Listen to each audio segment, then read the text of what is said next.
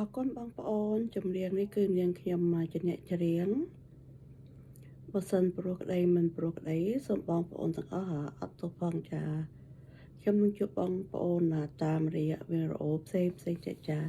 ជម្រាបលាទាំងអស់គ្នាបងប្អូន